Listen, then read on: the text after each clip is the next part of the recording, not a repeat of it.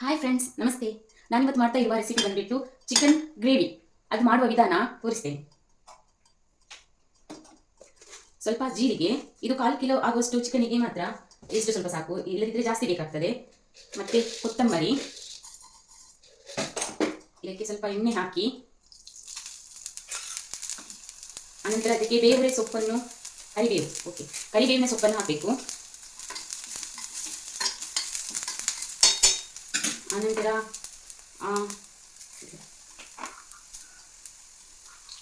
ಗರಂ ಮಸಾಲೆ ಪ್ಯಾಕೆಟ್ನಲ್ಲಿ ಇರುವಂತಹ ಎಲ್ಲ ಸ್ವಲ್ಪ ಸ್ವಲ್ಪ ಐಟಮ್ಸ್ಗಳನ್ನು ಹಾಕಬೇಕು.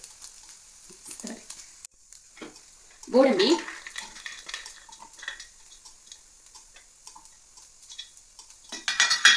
ಇದನ್ನು ಚಂದ ಮಾಡಿ ಫ್ರೈ ಮಾಡಿ.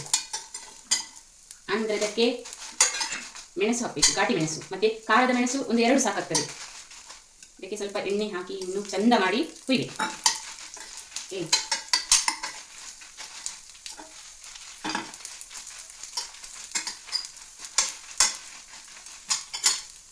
ಇದಕ್ಕೆ ಈರುಳ್ಳಿ ಸಹ ಚಂದ ಮಾಡಿ ಫ್ರೈ ಮಾಡಬೇಕು. ಸ್ಲೋ ಗ್ಯಾಸಲ್ಲಿ ಫ್ರೈ ಮಾಡಬೇಕು. ಇದಕ್ಕೆ ಟೊಮೆಟೊ ಹಾಕಬೇಕು, ಅದನ್ನು ಕೂಡ ಫ್ರೈ ಮಾಡಬೇಕು.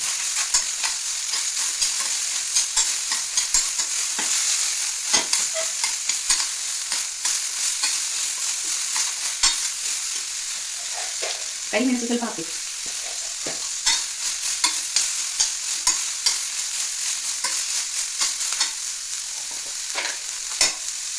ಮತ್ತೆ ಹಳದಿ,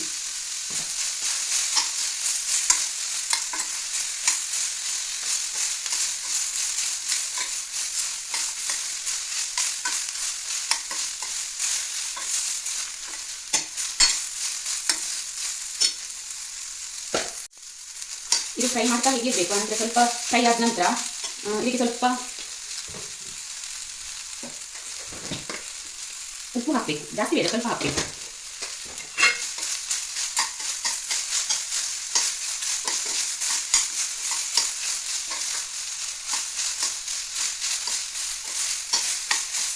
ಇದು ನನಗೆ ಗೊತ್ತಿರುವ ರೆಸಿಪಿ. ನಾನು ದೊಡ್ಡ ಕುಕ್ ಅಲ್ಲ, ರೆಸ್ಟೋರೆಂಟ್ ಕುಕ್ ಅಲ್ಲ. ನನಗೆ ಎಷ್ಟು ಬರ್ತದೆ ಅಷ್ಟನ್ನು ಮಾಡೋದು. ಹಾಗೆ ಅದೇ ಇದನ್ನು ಸೈಡಿಗೆ ಇಡಬೇಕು. ಇನ್ನು ಆರ್ಲಿಕ್ಕೆ ಅನಂತರ ಕುಕ್ಕರ್ ಇಡಬೇಕು.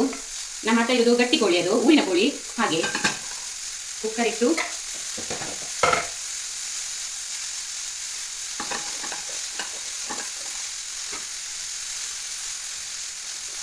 ಎಣ್ಣೆ ಹಾಕಬೇಕು. ಜಾಸ್ತಿ ಬೇಡ, ಸ್ವಲ್ಪಕ್ಕಿಂತ ಸ್ವಲ್ಪ ಜಾಸ್ತಿ ಹಾಗೆ. ಇದಕ್ಕೆ ಸಾಸಿವೆ,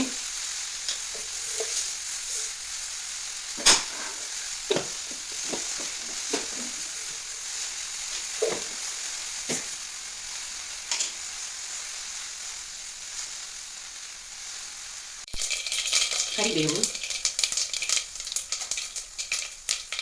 ಈರುಳ್ಳಿ,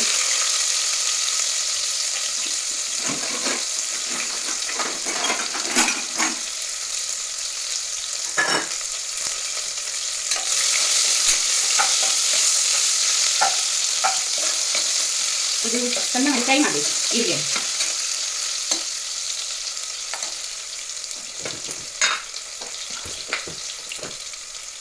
ಹಳದಿ,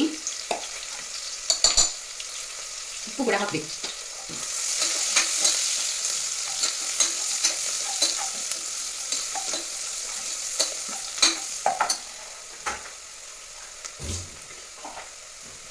ಅನಂತರ ಅದೇ ಗಟ್ಟಿ ಕೋಳಿ ಹೇಳಿದೆ ಅಲ್ಲ, ಅದೇ 1/4 kg ಅಷ್ಟು ಉಂಟು. ಹಾಕಬೇಕು.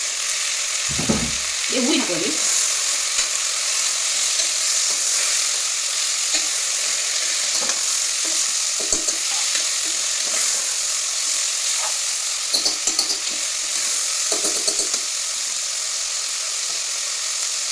ಇದು ನೀರು ಬಿಟ್ಕೊಳ್ತದೆ.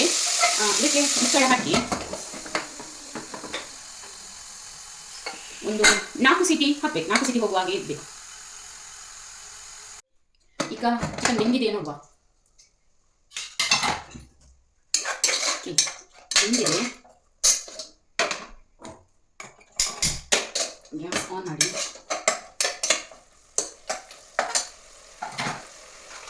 ಇದಕ್ಕೆ ಜಿಂಜರ್ ಗಾರ್ಲಿಕ್ ಪೇಸ್ಟನ್ನು ಹಾಕ್ತೇನೆ. ಫುಲ್ ಕೂಡ ಹಾಕ್ಬೋದು, ಸ್ವಲ್ಪ ಕೂಡ ಹಾಕ್ಬೋದು.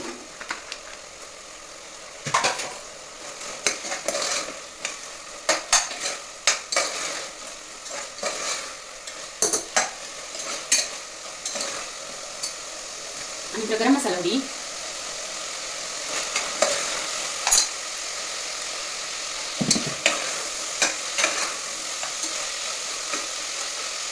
ಅನಂತರ ಪೇಸ್ಟ್ ಮಾಡಲಿಕ್ಕೆ ಇಟ್ಟಿದೆ ನೋಡಿ. ಪೇಸ್ಟ್ ಆಯಿತು, ಇನ್ನೂ ಸಣ್ಣ ಪೇಸ್ಟ್ ಆಗಬೇಕಿತ್ತು, ಸ್ವಲ್ಪ ಕಮ್ಮಿ ಉಂಟು.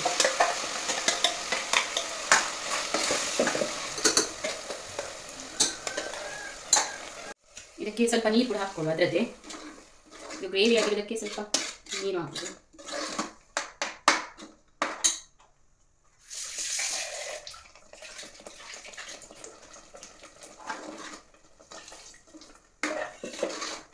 ಇಷ್ಟು ಸಾಕು.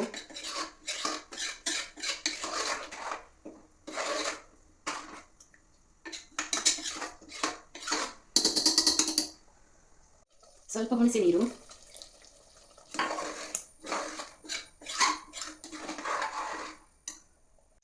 ಫೈನಲಿ ಗ್ರೇವಿ ರೆಡಿ ಆಯ್ತು ನೋಡಿ.